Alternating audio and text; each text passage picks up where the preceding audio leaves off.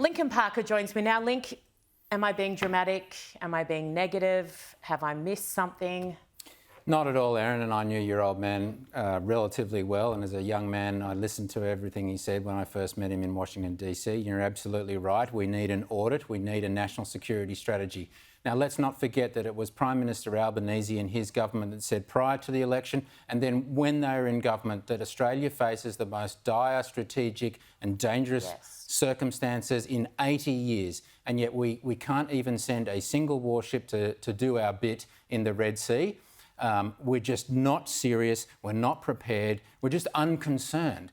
And all of this in the backdrop of we found out at Senate estimates that the Chief of the Defence Force have told us that he and his department have failed in terms of recruitment and retention. We're down over 7%. People are leaving in droves. They cannot keep people. They cannot attract people. And yet we have more star generals and admirals and the top level than we've ever had in our history, but we have no soldiers and no one wants to join. And the soldiers who are still there can't stand the culture. The ones who have left are waxing lyrical about how toxic it is. Talk to me about the relationship between the Minister Department and the top brass. Richard Marles, is it his ultimate responsibility? Of course, the buck stops with the Defence Minister, Richard Marles. We've talked about this before over and over. He has presided over this mess and he continues to do that.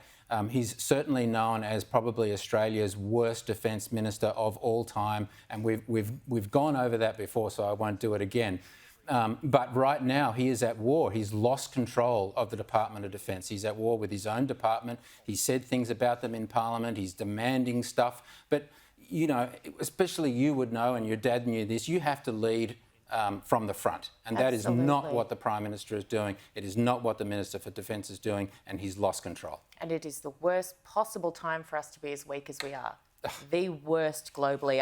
Stay tuned because I speak to Lara Trump very shortly, and her response to my question regarding Trump and his isolationist policy is, well, it should put us all on very high alert.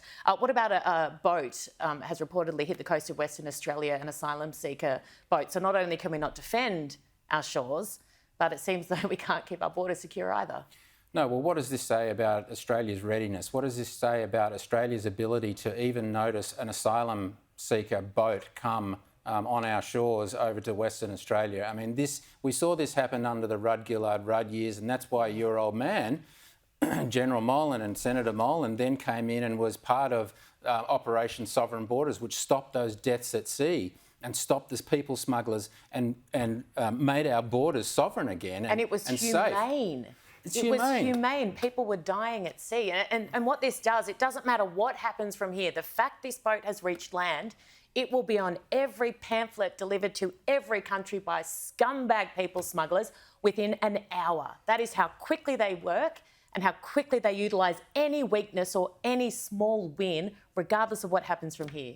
And again, it's happening under a Labor government, but it could easily, our adversaries, our enemies could look at this and go, how easy would it be for a Special Forces group to come in and get through Australia's defences? Well, it's just been proven that it's pretty easy. Lincoln Parker, thank you so much for joining me. I really appreciate it.